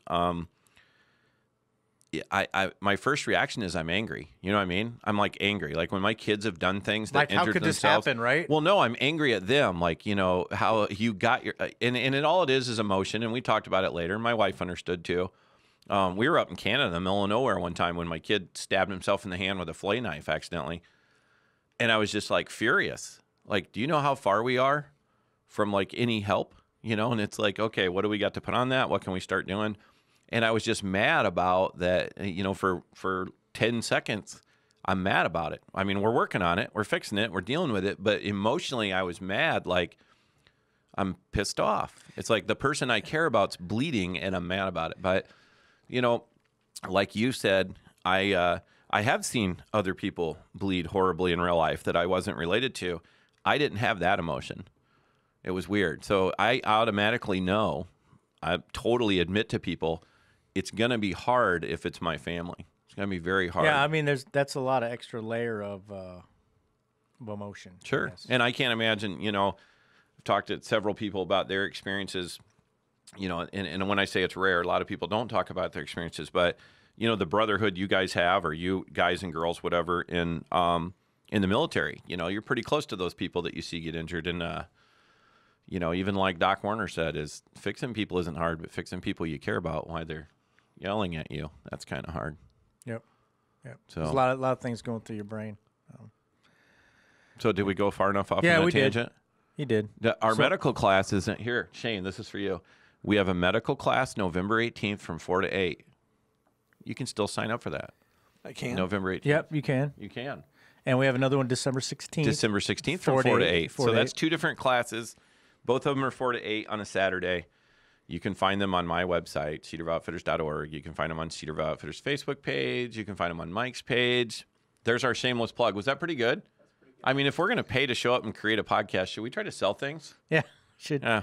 So let's talk about being a student. Okay. Let's do that. Yeah. Are you ready to get this out of your system? Yeah, I want to get this All right. out. So I'm not going to get specific. I'm just saying there's an incident that kind of precipitated this. Can I stop you for a minute? Yes. Because I love you. Yes. All right, here we go. First of all, I'm just going to say this. What does it mean? I'm going to tell you, because okay, you're ICE trainer, I'm ICE training trainer, whatever. You have a lot more certifications, teach a lot more classes than I do, diversity-wise, right? So we might teach the same number of students. You teach way more classes. I would have told you 10 years ago, absolutely 10 years ago, if I went to, like, let's say another, you know, big school that tells you to focus on the front side a lot. I mean, they really talk about the front side a lot. So anyway, they really focus on the front side. So I would tell you that, you know, when it was typical, even amongst my friends. If you were a good student, you showed up, you did it their way, you didn't cause a ruckus, You didn't describe the ruckus. So, and you were a good student, right? I mean, you did it. That's why, literally, I listen to people say, you paid a lot of money to come here, so shut up and do the way I'm telling you to do. And if you want to do it when you get home, do it different. That is not rare on how shooting schools went. No, that's true. So being a good student was shut up, do it this way. If you don't like it, keep it to yourself. And then you go home. And if you don't like it our way, do it your way. How asinine was that? Well, it is. And so what does it mean to be a good student? Because I now know that's not being a good student. well, to me, this is Mike, and it's not just me. There's other people that feel this way because I've talked to quite a few people in the last few days. But being Like more than 3 people? right, more than 3. Oh, it's good for you. I know. I usually don't talk 'Cause to you that don't- many yeah. people. Wow. See, that was honest. He absorbed that honesty right there, and he paused. He's like, I really don't like most people. I don't. So you have to give value, right? So Sure. we talked about that social contract, right? Yep. When I agree to be your instructor, you agree to be my student. There's a kind of unspoken contract that I'm going to give you some value, and you are going to receive that value and maybe give me back some value because it's a two-way street, right? It should be a two-way street. Absolutely. We talk about evolving our training, and how do we say we evolve our training? We learn stuff from other people, or we learn stuff from watching students. We We learn learn what that- does and doesn't work. Right, and we get suggestions from students and all these things, right? If one of the things we say, or one of the things that a group of people we associate with say, is that if you're doing, how do you tell a good instructor? If they can't tell you something they've changed in the last 5 years, then they're not taking their craft seriously, Yeah. Things do evolve. because things evolve. So What it means to be a good student has evolved. it has. So you need to bring value to the instructional process, and how you do that is you provide feedback, constructive criticism, agreement, disagreement, asking questions why. The instructor should be able to answer those questions and either convince you that they are right, or you're going to have to agree to disagree. Sometimes you just can't convince people. However, there should be a discussion, and you're not going back to that because I said so deal that you were talking about back in the day. Right? Sure. But the instructor's not going to get the opportunity to do that if you as a student do not bring these questions up and try to draw that knowledge out. Because that's how, as instructors, we find out what needs to be focused on with the questions, with the feedback, with the problems that people have conducting the class. Because every class is different. At one class it might be trigger squeeze is the big problem, because it seems to go in groups. Like if one person has a problem, then everybody has that problem, right? And Maybe it's because trigger presses is a something. common problem. Is a so, common so problem. I'll use a different example. Sure. Let's talk about my medical class. Okay. I see sometimes people have a hard time putting a tourniquet on. Okay. Other classes, they have a hard time managing the excess material Of the roll. and the ACE wrap, right? Yep. So just things happen. You got to concentrate on different things, but you're not going to know that. You're not going to make people physically and intellectually comfortable without feedback. And as a student, you need to give feedback honestly. It's the height of moral cowardice. And you're Wow, just being that a was- douche That was big. if you don't say anything the entire class, Yep. and then you go bitch about it later. Yeah. Did that happen to you? It's happened not just to me but to other people. But this specific incident is something that brought this discussion up. Pisses you off, doesn't It does, because when I say the height of moral cowardice, I'm serious. it? Yeah. It's a lack of integrity. It's a lack of intestinal fortitude. It's being a douche. It's hiding behind the interwebs when you have multiple opportunities to question and not argue but disagree Sure. with what's being put out, So which we openly encourage people to do that. Let me play devil's advocate. Sure. Isn't it someone's right who paid full price to show up, just take the class, and go home and say what they want to say? It's absolutely their right. Yep. But as Spider-Man says, or Stanley or whatever, with great rights come great responsibilities. As a student, if you're going to be a good student, you have Okay. the responsibility to be that good student. So let me try to give you a layup. What do they call it in basketball? A bunny. And I'm Make gonna your bunnies? I'm screwed Make up your because bunnies. I'm gonna screw it up because I'm a 5'7" white guy. I can't play basketball, dude. I'm fat, so we just better have medical training. Here's the point. So I totally get, first of all, as the guy that hosts the class, do I care when that happens? Sure I do. You know, you're Mike. I support Mike. I promote Mike. It's my class. They gave me money. But here's what I think those people are missing. So I'm not going to, and I'm not say you're bitching. You called them the height of cowardice or whatever. That's your opinion. I don't disagree. Here's the thing. If a person thinks what you're doing on the range is wrong, they should bring it up then, right? On the range. That's what I'm saying, yes. So if it was safety, and I'm not, I think I know the situation you're talking about. I don't think there was any safety concerns, right? Like no one. No. And that's the number one thing. Now I'm going to be greedy here for a minute. As the host, all I care about is everybody felt safe. You know what I mean? Yes. So it's paramount. You know that. You start the lecture off with that. So everybody's safe. Everybody's comfortable. Everybody's comfortable with the fact that, well, I didn't think the guy next to me handled his gun well, and I worried he was going to shoot me in the side of the head all day. I don't want to hear that on the internet 2 days later. I wanted you to tell me that 5 minutes into the class the first time you felt that, right? So right. You had that open line of communication with everybody else. Where I'm going to try to keep you I'm going to try to keep you on track. That never happens, right? Ernie trying to keep someone on track for all things. That's like Shane shooting me in the neck with a dart like he does once a show. The whole class can learn more if people ask questions, right? So if somebody thinks, hey, this is dumb, or I don't want you to do, hey, I think it's stupid, you're not going to let me do a high muzzle reload. And people have to go back and understand the whole thing. Factually, let's see, safety-wise, why are we not going to do a high muzzle reload? Because I don't want you, during a reload, ripping around over the berm, right? Let's go backwards. That's the safety reason, right? Let's go back over only 1 month ago when a kid in an apple orchard outside Nashua, Iowa, gets hit by a bullet that comes from a gun range, right? That kid didn't sign up for the class, So there's a super simple factual reason that don't do a high muzzle reload that points your gun off the range. And if you disagree with all the other reasons Mike tells you to do a reload with your gun pointing downward or at least parallel to the berm, right? Right. If you want to disagree with all the other reasons, that's fine. And when I say that's fine, then bring it up and discuss it. Show me what works better, right? Show me not just what works better, show me something that works better for everybody. And I understand there's going to be people like, let's go back to people, let's say a slide stop person. Slide stop's faster.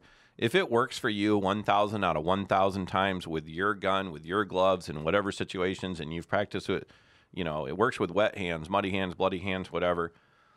Am I going to sit there and rip somebody's head off? They use that slide stop on their gun that worked every time. Not going to bother with it, right? That person, and people that can usually run that flawlessly, maybe they have an extended one on there, maybe they have whatever. Am I going to teach everyone I teach to do that? No, because there's other ways that work better for a wider variety of people in more set of circumstances, right? Plausibility principle. Sure, yeah. Like in Iowa, where your hands get cold and we wear gloves and stuff. So, but safety, for like I say, as a host, all I care about is safety. But it does frustrate me that people who, I'm going to say, there's people that promote themselves as knowing better or promoting that if you're going to claim you didn't learn anything and you weren't challenged, you're kind of saying you have an expertise or a higher level of knowledge than other people. And why wouldn't you share that with everyone if you're so sure of your higher level of knowledge? So part of being a good student is if you perceive that the class is below your level of expertise, sure, then there's a couple things you can do. You can help coach your fellow students, right? Without stealing the instructor's thunder, there is a tactful way to say, hey, man, maybe you can put your hands this way, right? Mm-hmm. Yep. To your buddy, right? Like when you're helping. So there's a way to kind of help out, right? Mm-hmm. That's providing value. Another way you can provide value is there's always something you can work on. You can be the most expert at any task, whatever it is. Maybe you're the greatest, installer of screws and galvanized pipe ever, but you can always work on the little things. Yeah. So maybe your one thing that you're screwed up on is your reloads with weak hands or something. I'm just throwing weird stuff out there. Yeah. But you're never so much of an expert. There's not something you can work on. So maybe you work on that during the class. Isn't the idea of training to push yourself to failure, Yes. right? I do see a lot of people that are very, I will say, very capable shooters, better shooter than I am, but they don't push themselves to the point of failure because they don't like that whole, oh my God, I missed the target thing, right? Yeah, they don't want to get outside that comfort box. I've seen a lot of people that, like, let's say the figure eight drill, they miss things on the figure eight drill and say, well, I was really pushing myself. Well, no, I've been watching you shoot all day, and you took those shots slower than you shot at that same size target at that same distance all day long. So I don't like that bullshit, but whatever. People rationalize. I mean, I do it. I get it. I get it. I Yeah, rationalize, I you know. totally get it. It's just, if you're going to shoot it, I don't care if it's an 8-inch box or a 3-inch circle or whatever. If you're going to shoot at it all day long and never miss while you're just shooting paper on a perfectly safe gun range where you're supposed to be doing some training, you're wanting to play it too safe and worry about how you look. You're not pushing yourself, right? Right. Let's say like the high center chest or whatever. I've heard you use the term, let's fill that box. I'm not telling you to take the time to aim at the left corner and the right corner and the center, right? What we mean is fill the box by mashing that gas pedal so hard on your gun that you can't actually control the recoil better than just getting the round somewhere in that box, right? I mean, if you're going to maybe start pushing 4, 5, 6 rounds a second out of your gun at 15 feet away, I'm totally happy with anything that hits inside the box. And if you start walking outside the box, then my God, maybe you're going a little bit too fast, which is awesome to find out, right? Everybody's got a different speed limit. You're just staring at me. Well, blankly. I'm thinking everybody's got a different level of competence, right? No one has. I've never been in any class within. When you talk about people that are advanced, I've been in classes with people way superior to me in their shooting skills, and I've seen some of those people that just play it safe all day to prove how accurate they are. I'll use that word. They're accurate, right? Precision, not just accurate, precision. And then I've seen some of those people that still go out there and try to push themselves so much that they find their failure point on whatever drill or technique or whatever it is. So you and I have had some people in class that, when people say, oh, you guys never believe in somebody else doing this or doing that, you have a friend, mutual friend. I won't name him now because he's already been picking on me for being fat. But anyway, that dude can run a handgun, right? And dude, and between his law enforcement career and his military career and all that, trying to get the gun out of your workspace thing, it's like one of those things where I still think he should do it for all the scientific reasons, right? Remember, gravity's not in Nebraska, it's down here, but I'm not going to, there's people like that are like, how would I say it? He showed up on your range and did it your way that day, right? As soon as we say, okay. And provided constructive feedback and interacted and was a good student. Sure. Even when he said, okay, well, I'm going to do it your way, but I'm going to do it your way because I want my gun pointed at the berm like you told me to. Cool. But yeah, providing his reasoning and his reasoning flat out being, hey, you know what? I've literally done this 10,000 times. It's hard for me to do it. I even hear Mike saying, hey, I'm not supposed to do that. And I hear that and then I correct myself. And you know how you see students doing certain things, and it's not just like, hey, a reload in front of your face kind of thing. But you see them start to do something and then you see them catch themselves and they fix it, right? I'm always impressed by that at least, hey, they started to break the rules and then they didn't break the rule because they were reminding themselves, hey, I'm an adult in charge of a firearm, right? I'm supposed to be able to follow some simple directions. And that's good. That's what we want, people that can follow directions. But yeah, I'm off on a tangent. My point to you is I understand that to be a good student is if you think you know a better way, then tell us right there on the range. And show us that it works better for everyone. And let's talk about it. And if you show me something that works better in the most plausible set of circumstances that people that we're talking about what we're training for, and it works for all these people, then let's roll with that. And we'll do that. But when somebody says, I've done this, this, and this, and this, and all this training, and this is the way I'm going to do it. And I've got all these special T-shirts. Sure. Well, whatever. If that that's part of it too. It's arrogance, right? Well, I don't know. Yeah. No, it is. You were the instructor. I wasn't there. I'm saying right now, and I'm not saying about the specific event. I'm talking about people that are not good students also have a huge dose of arrogance, right? Because they already think they know. They're not coming to the class to learn. They already think they know what they need to know. They're coming to the class to validate their own level of training or expertise, right? They're not open-minded. That's not being a good student either. That's a problem everywhere. Open-minded. Yeah. It's funny that the gun world. Let's get off on a tangent. You ready? And I'm just The saying gun students, world, right? the You could go to a math class and this The could be a gun problem. world wants everybody else to be open-minded about the idea of even me. I want you to be open-minded enough to say, "Hey, quit focusing on the tool. Let's go focus on the human actions." But the gun world, you get into the training world. There's a lot of people. First of all, most of the gun world doesn't train. I've seen some people post about that, and when I say post on the internet, I'm talking about news articles from other people, and then they go out and find somebody in the industry that says, most of these people don't even train, and then people get pissed off. Do most gun people train? I don't have percentages, but I'm just as an anecdotal thing. Yes, no. No, they don't. No, they don't. You said yes, no, so it's confusing. Yes. I know way yes, more. I know what you're talking about, and Yeah. no, they do not. I know lots and lots and lots of people that own guns. I know most of them don't train. Now, when I say that's because when you say, hey, there's lots of people that I don't care if you're Democratic, Republican, whatever, but if you're, I think we talked about this before. Hey, did your grandparents own a farm? Yes or no? Yeah. They literally lived on a farm. Yeah. Did they do like pheasant hunting or rabbit hunting or anything like that you know of?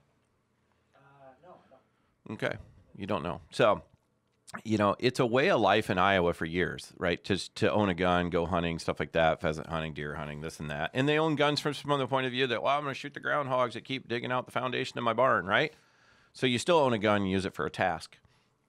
So there's way more gun owners than there are people that are willing to go train. And you and I both know there's a lot of people that they would rather own another gun than own something like a safe to put their guns in. That used to be when I used to carry a lot of safes, and I might do that again because I like selling safes. It's just kind of a pain in the ass to get them here. You meet a lot of people that they won't buy a $1,000 safe, but they'll go buy another $1,000 gun, right? Because that's cooler, and stack it in the corner of their closet or behind there or whatever. And it's like, dude, so let alone morally and ethically, let's make our guns hard to steal because where do bad guys get guns? They steal them, and then they do bad guy things. But like, hey, ask our friend Cornbread about having gun safes and, trying to have a gun, especially if you live out in the country where it's going to take 20 minutes for the fire department to get to you, right? Right. So fireproof gun safes are important. But there's not enough people based on how many guns are out there. Everybody talks about there's 300 million guns in America. There's this many gun owners, blah, blah, blah, blah. I wish I knew 10 times more people training. And that isn't like, oh, you want to make money and have them come to your class. No, I wish my Facebook feed was filled with all these people going to awesome training everywhere. And, if you're telling me, hey, I didn't go to Mike McAmeel's, I went to, what's Anderson's buddy, William April or whatever, and Cecil Birch or whatever, right? If I'm reading that you're out there training with them, that's awesome. I don't care that it's not us. What I think is awesome is to see a class filled with people training. But even you and I in this area, how many times can you name at least, you don't have to name them. I'm saying, can you think of like 10 people that you keep seeing at our training over and over and over? There's a lot of repeat folks. And that's awesome and I love it. But wouldn't it be nice and it's not their job, but wouldn't it be nice if every one of them could get 2 more people to come with them, each time or introduce 5 more people this year? So, you and I have talked about how do we go out and reach these other people. I wish everybody in everybody in Iowa would go through Stop the Bleed. Why shouldn't Stop the Bleed be a high school mandatory thing? Well, they're trying to do that as a national initiative. And that, by the way, has nothing to do with CVO, right? Stop the Stop Bleed. the Bleed is American College of Surgeons thing. They're just trying to make it accessible, that training accessible to everybody. Yeah, I think it'd be awesome. Of all the things that we throw away federal taxes on, I would think that's something that they should do. They should send out grants and pay people like you and say, hey, Mike, we're going to give you $5,000 this year extra with this federal grant, and in return, here's your kits to teach the class, and you have to do one every month or twice a month somewhere. Because how long does it take you to teach Stop the Bleed? The official Stop the Bleed class is 2 hours. Yeah. So, let's work on that. Yeah. I mean, I can't be a politician. I have too many skeletons in my closet. I don't know. Can you be a politician? No. I still got yard signs though. You have yard signs? Yeah. Oh. In my garage. Okay. So back to your student thing. Sorry, I bought like 5 million of them in 2005. What do you want students to do? I want them to provide value. Yeah. So if you're coming to a class to validate your own sense of worth or whatever, that's Badassery? Badassery, or that's not why you should go to. You should go to a class to learn and provide some value. Yeah. That's what you should do to be a good student. At least ask questions in front of everybody. Exactly. Yeah, because you know what I think's funny is when people say, I've dealt with someone like that in the past, by the way. It's a very, I like it. It's out there in writing. Is I like it when people try to do this later of, well, I didn't want to ask during class out of respect that I'm an instructor and you're an instructor and I didn't want to, cause a riff. Or it wasn't the That's appropriate chicken. venue. It's chicken shit. That's Yeah. chicken shit. It is. Yep. So the point is, these people, and let me make sure people understand. When you say if you're going to show up to class, bring value, it's like, hey, I paid money to come to this. What am I supposed to be doing? Just be open. Just like we get people to be open about whether they feel unsafe, we want them to be open about, hey, guess what? It's not disrespectful to Mike McAmeel, the instructor, to challenge the curriculum. And we encourage it. Yeah. That's called a bullshit flag. We Yep. talk about it, right? Yep. We're like handing them out, like Oprah Winfrey. You get a bullshit flag. You get a bullshit flag. So we give those to everybody to throw, right? Maybe we're going to have to physically come up with some flags so they Yeah. can throw them. You can sell it. That's it, man. See? No, I'll give them Novelty away. items. Yep. There's going to be laundry flying everywhere. Isn't that what they say? So that's it. Oprah Winfrey bullshit flags. We're going to hand them out. Another way you provide, if you don't have any questions, right? If you're Sure. like, I'm totally on board with this, the other Sure. way you provide value is to try to apply the skills as demonstrated or explained to the best of your ability and not just keep doing things the old way that you've always done them because you don't want to try new things. Sure. That's another way you provide value, right? Yeah. Sure. So Yeah, the last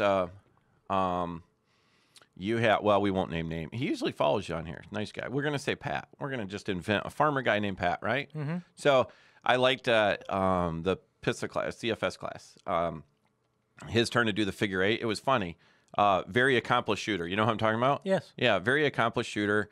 Goes, like I said, I think he pushes himself speed-wise, whatever. I still think he can go faster, but great student, great guy, whatever. I like reading his input because he actually shoots more than most people, and he's tried different things. He's a big fan of optics on his handgun. That's cool. But I liked it. I was sitting there, and it's like I got the earmuffs on, and it was his turn to go through the figure eight. You were going to run him. You know how you and I go like two Yep. people, whatever. So it's like, oh, it's my turn. And he's like, I effing hate this drill. I'm like, you don't like this drill? He's like, oh, no, I love this drill. I hate this drill. And, so his whole point was, it's like he performs all day long. He pushes himself. He does well. But he knows that during the figure eight, it's like your accuracy tends to go to shit a little bit, right? Which is like, doesn't that happen to all of us? Yeah. It's Unless, sure. And it's one of those things not where, uncommon. there you go. So it was just interesting because here's a guy that is excited to do the drill, even though he doesn't always like the outcome, and he almost is predicting the outcome. And even in that, there's a guy who's in his head saying, okay, remember to do this, remember to do that. Or, hey, if that one's an extra 5 yards away, that literally might take you an extra half a second to aim at, right? So great student. I like always reading it when he chimes in, especially about handguns and optics, because that's a thing these days. Like, everybody wants a red dot on their pistol sniper gun, right? Pistol sniper gun. Mm-hmm. Yeah. And I absolutely understand it helps you shoot steel targets at 50 yards away. And somebody's going to come and say, well, because of the Texas shooter, everybody should have a red dot on top of their handgun, blah, blah, blah, blah, blah. But I disagree. People can be disappointed by that, but I disagree. Before you spend $400 on an RMR, spend $400 on some training. Unless you're already the guy that spent $3,000 and a whole bunch of years on training and time, and you shoot as much as Pat the farmer, who shoots a lot, or Mitch the farmer, there's better ways for people to spend their money. But they just think I want their money because I'm super rich, which is why I'm driving got a that 2003 Suburban out there that's now starting to have the exhaust fumes roll up through the rusted open holes in the back. So it smells good inside. Sheet metal. Yeah. Well, that's my rant on being a good student. I mean, So be a good student Be a good means student. challenge the curriculum. challenge Ask the questions. curriculum, provide value. I'm going to say Sure. provide value. Absolutely. It's a two-way street. You've had a student, we won't name names. He knows he's out there. I hope he's listening. You have a student that challenges you. He came to probably 5 different classes you taught, right? didn't he? Yeah. Challenged you on several things, right? Every class. Yep. But do you think he respects you? I think I don't know about that. Respects the program. I think he based on the fact that he's come to so many classes, Yes. I'm going to say that he believes he's getting some sort of value out of it. Yep. I'm going to say that as frustrating as some of those questions could have been, Yeah. he's definitely interacting and providing value and evolving, right? And he doesn't, he'll ask you to your face instead of going and put it on Facebook. Right. Yeah. No, he's a very So, good student, and, yeah. and I appreciated him coming Yeah. out. And I liked it when you were like, "Oh, that guy's here again." And it's always good because he had good questions. And there's things he and I disagree about it. You know, anytime you're a super uber smart, super high IQ engineer, I just can't sit there and explain to you why I simply don't need a double action, single action gun, even if you think it's awesome. But great student. I like it. I mean, so when people are like, "Oh, you just want people to shut up and do it," no, we don't. We actually don't want people to shut up. We want people to do the opposite. But if you have a question, ask it, you know, and if you're going to have an answer that you think it's better, be willing to give us some reasons other than super extra awesome Delta SEAL. So-and-so taught me this, right? Right. Yeah. So, Exactly. hey, guy in the corner, happy Veterans Day again. All right. What else you want to talk about? Anything? Do you want to promote some more classes that you have coming up? Well, since we've still got to get our schedule together right now, all we have is the December medical 17th is your medical class at Crossroads. Yep, I'll be in Des Shooting Moines or Sports. Johnston. Yeah, Johnston. Don't say Des Moines, man. They're in Nope. Johnston. The Johnston. I see the Johnston Police Department, by the way, is hiring. Saw that on Facebook. So for all those other people out there that say cops are evil and they're all doing it wrong and they're jackbooted thugs, the Johnston Police Department, I believe, if you look on Facebook, is hiring. Go join them and show us how to do it right. Shane, you got anything else you want to talk about? You got any questions? Nobody sent us questions today. That's all right. There's a few. Is there? Yeah, Well- 64 comments. Yeah. Well, just that's over mostly this- just some of our friends Well, making no, we fun had of us. 64 watchees at one point. We're down to about 50% of that now. I think people are, Well, they're bored. yeah. Well, it's Friday, man. They're Friday. I don't know if I want to We're listen boring to me on Friday. All right. So the number one reason you should listen to this podcast is because we're boring. No. No. It's because we're going to say medical stuff every time. Yeah, we There's, talk a lot. there's about probably people are going to come on there and say, "Are they going to say the word tourniquet again?" There might be tourniquet bingo out there. I wonder. We should invent. We should invent. that. It some should be a CVO. drinking game. It really should. Friday if you're morning drinking drinking game. at your job Friday morning, listening to CVO Gun Talk, we Every want time you. we say tourniquet, you drink. Yep, it's a shot of Fireball every time we say tourniquet. Yep, you are welcome, employers of those people out there who are already letting their employees watch Facebook Live. Do we got anything else to discuss? Anything? Nothing? I think we're good. Are we good to go? What time is it? It's 9:45. We've been Oh my hour God. and 45 minutes. That's That went by long pretty enough. quick. Yep. On a serious note, again, that's my camera, right over there, Shane. Yeah. Truly, very sincerely from myself, even though it's just me sitting here, and all the employees at CVO, and I can tell you personally from my family, very happy Veterans Day to you guys out there. We appreciate it, you guys and girls, for all of you in uniform. Some are at home, some are out there, somewhere else in the country doing awesome things for us. We very much appreciate it. And no matter where you're at serving this country, watch out for that red Chevy truck we talk about. Mike, Peace got anything out. to add? Nope. Done. See you later, Boy Scouts. All right. Thank you, Sir Shane.